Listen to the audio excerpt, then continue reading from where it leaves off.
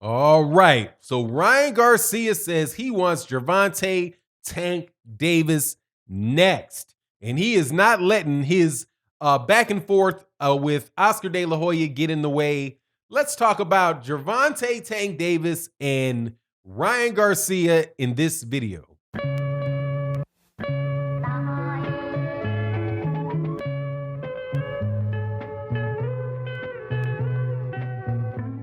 All right, welcome back to the channel. So, gotta love the lightweights. They've been keeping us entertained with their back and forth for the last several months of this boxing hiatus.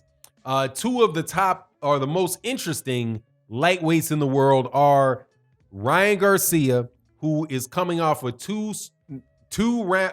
it's a back-to-back one-punch knockout type of wins against Francisco Fonseca and I think it's Jason Duno, but it's Duno is his last name for sure. He's an American Filipino dude that Ryan Garcia knocked out. And then obviously there's Gervonta Tank Davis, who is the former IBF 130-pound champion, the former 130-pound WBA super champion, and the current WBA regular 135-pound champion. So Ryan Garcia and Tank Davis have been going back and forth, with each other and the internet.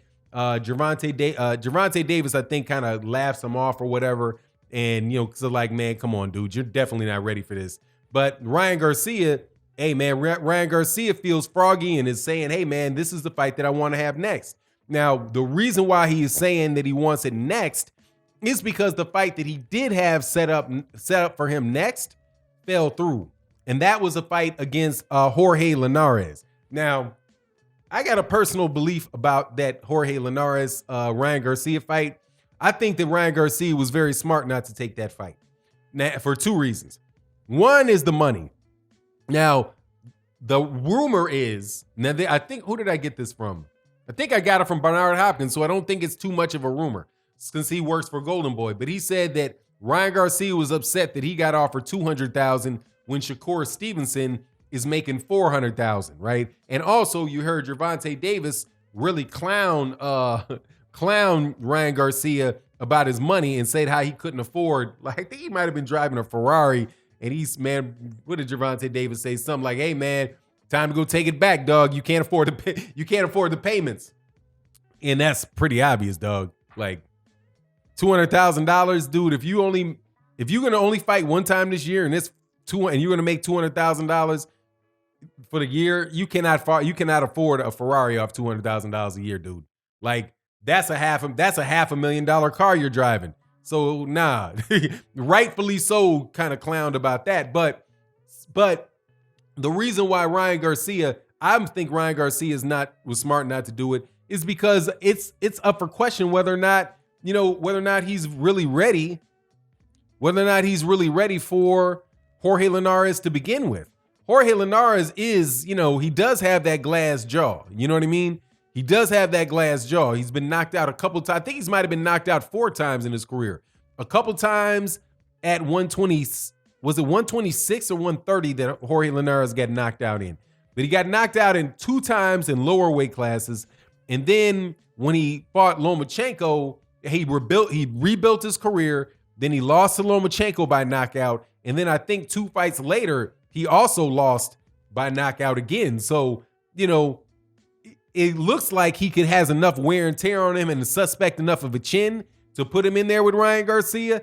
But at the same time, man, that's still a big step up for Ryan. That's still a big step up for Ryan Garcia. I still think that Jorge Linares is still, one of the top 5 or 6. Could be, one of the top 5 or 6 lightweights. I think he still is, close to the level. If it wasn't for his glass jaw, I would say, hey, he's on the level of a Richard Comey, but he's better. Obviously, he's better than Luke Campbell, right? So, does he beat Luke Campbell, right? So that's a scenario where, Oscar De La Hoya might have been just kind of maybe throwing him to the wolves a little bit. Number one, you're going to offer him only $200,000 for Linares, and that's a low pay for that particular guy.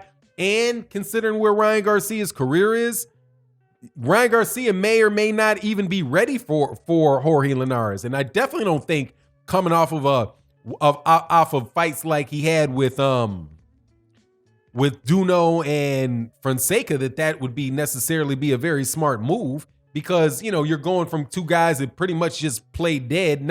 They didn't play dead, but they got put dead really quickly, and versus a Jorge Linares that is going to definitely give Ryan Garcia more looks, more things to think about, and is really not going to be right there for Ryan Garcia to land them shots on. Right? Francisco Fonseca is a come forward fighter. Jason Duno is a come forward fighter. That's not Jorge Linares. Jorge Linares will fights in angles. He fights off the back foot. He will come forward at times, but he's a very, very experienced world champion. So, when I'm looking at that fight, I'm like, man, they're trying to not only take a chance of getting Ryan Garcia beat, they trying to get him beat on the cheap. So, man, Ryan, maybe you shouldn't try. Maybe you should get a better relationship with Oscar De La Hoya, or do what Jermall Charlo said, which I think is probably the smarter deal, which is, dude, once your contract is up, you got to get up out of there from Oscar De La Hoya. What are you doing over there anyway? Right? On so many different levels. Number one, you got to keep complaining about whether or not you're being treated right and you're getting the money that you deserve for being the draw and the star that you are, right? And I do believe that there's truth to that about the number of people that are into Ryan Garcia, because Ryan Garcia looks like one of them Abercrombie and Fish models. So they're going to be able to put him out there and sell him to girls and get people interested in him. I've been in a house full of Mexican women that stopped a fight. It was I think he was on it was on a Tevin Farmer. I think that was with the Tevin Farmer. Was he fighting on the undercard of Tevin Farmer? Or was he, for some reason, on the they might have been playing replays of him fighting while I was watching Gary Russell Jr., or he was fighting at the same time on DAZN when Gary Russell Jr. was fighting on Fox. Something happened where I was in the room at the same time, and you could tell the reaction of the women in there were like, ooh, who is he? He looks like Oscar De La Hoya, right? So I don't doubt that he really does bring that extra bit into the boxing world. So if you're going to do that, you should probably fight with somebody that, number one, is going to be able to put you in a situation where you're seen, right? Like, because in DAZN, you're not being seen. ESPN, you're not. I mean, ESPN, there's a chance that you could be seen. But if Ryan Garcia is trying to take advantage of, his looks and mass appeal that may come from that, well, why would you hide your light under a bushel over there on DAZN? It doesn't make sense. It makes sense what Jermall Charlo said, which is, dude, go sign with PBC the next opportunity you can. You'll be fighting on Fox. You're not going to be putting this. You're going to be fighting on Fox. You're not going to have a promotional fee taken out of your pocket.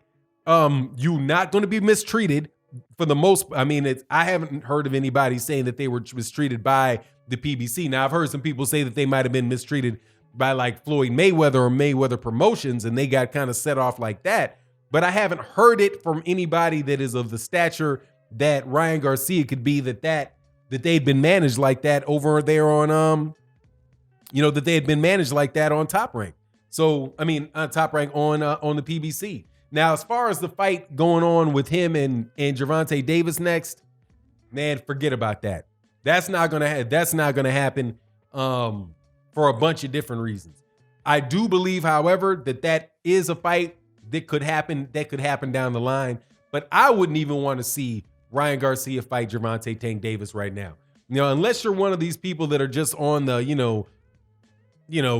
I don't understand how people can look at Gervonta Davis and not think that this dude is a legitimate top 135 pounder, or that he's not somebody that legitimately belongs on a top pound for pound list. I don't understand it, because from what I've seen from the dude, the guy is a top-notch fighter. So I wouldn't want to see Ryan Garcia in there with Gervonta Davis that quickly, not having gotten leveled, not having been leveled up the way that he needs to be leveled up. I would rather see him, I know he probably can't make 130 anymore, but dude, there's fighters like if you want to see him fight somebody like a southpaw, there's I'd rather see the dude fight like at this stage somebody like Tevin Farmer, right? Somebody that was going to give him a bunch of different looks, somebody that's going to be slippery, not very easy to hit, and is going to take him out of his element, right? Take him out of his element a little bit before you get in there with somebody like Gervonta Davis, who's already a very polished,